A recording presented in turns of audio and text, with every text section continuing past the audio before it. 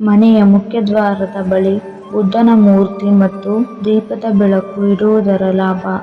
ರಾತ್ರಿ ವೇಳೆ ಪೊರಕೆಯನ್ನು ಮನೆಯ ಹೊರಗೆ ಅಥವಾ ಮುಖ್ಯದ್ವಾರದ ಬಳಿ ಇಡುವುದು ಶುಭಕರ ಎಂಬ ನಂಬಿಕೆ ಇದೆ.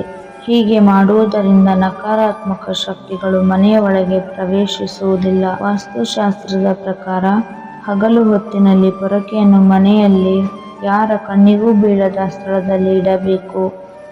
ಅಂದರೆ ಯಾವುದಾದರೊಂದು ಮೂಲೆ ಅಥವಾ ಬಾಗಿಲಿನ ಸಂದಿಯಂತಹ ಜಾಗ. ಶುಕ್ಲ ಪಕ್ಷದಲ್ಲಿ ಪೊರಕೆಕೊಳ್ಳುವುದು ಶುಭಕರವಲ್ಲ. ಈ ಸಮಯದಲ್ಲಿ ಪೊರಕೆಕೊಳ್ಳುವುದರಿಂದ ನಕಾರಾತ್ಮಕ ಶಕ್ತಿಗಳು ಮನೆಯ ಒಳಗೆ ಪ್ರವೇಶಿಸುತ್ತವೆ. ಕೃಷ್ಣ ಪಕ್ಷ ಪೊರಕೆಕೊಳ್ಳಲು ಅತ್ಯಂತ ಶುಭ ದಿನ.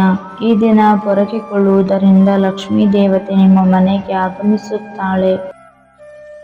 ಒಳ್ಳೆಯ ಗುಣಮಟ್ಟದ ಮರದ ಬಾಗಿಲು ಮನೆಗೆ ಮಂಗಳಕರ. ಬಾಗಿಲು ಮಣ್ಣು ಬಣ್ಣ, ತಿಳಿ ಹಳದಿ ಬಣ್ಣದಲ್ಲಿದ್ದರೆ ಒಳಿತು. ಮುಂಬಾಗಿಲಿಗೆ ಕಪ್ಪು ಬಣ್ಣ ಬಳಿಯದಿರಿ. ಮನೆಯ ಮುಂಬಾಗಿಲಿನ ಬದಿ ಚಿನ್ನದ ನಾಣ್ಯಗಳನ್ನು ಹೊತ್ತ ಲಾಫಿಂಗ್ ಬುದ್ಧನ ಮೂರ್ತಿಯನ್ನು ಇರಿಸಿ. ಹೀಗೆ ಮಾಡಿದರೆ ನಿಮ್ಮ ಮನೆಯಲ್ಲಿ ಭಾಗ್ಯ ನೆಲೆಸುವುದು. ಮುಖ್ಯದ್ವಾರದ ಬಳಿ ಬೆಳಕಿರಲಿ. ಬಾಗಿಲಿಗೆ ಸುಂದರವಾದ ನಾಮಫಲಕ ಇರುವಂತೆ ಗಮನಿಸಿ. ಇದು ಸಮೃದ್ಧಿ, ಸುಖ, ಸಂತೋಷವನ್ನು ತರುತ್ತದೆ.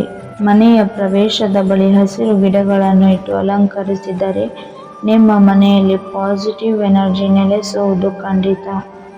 ವಿಡಿಯೋಗೊಂದು ಲೈಕ್ ಮಾಡಿ, ಶೇರ್ ಮಾಡಿ. ನಿಮ್ಮ ಅನಿಸಿಕೆಗಳನ್ನು ಕಮೆಂಟ್ ಬಾಕ್ಸ್ನಲ್ಲಿ ತಿಳಿಸಿ.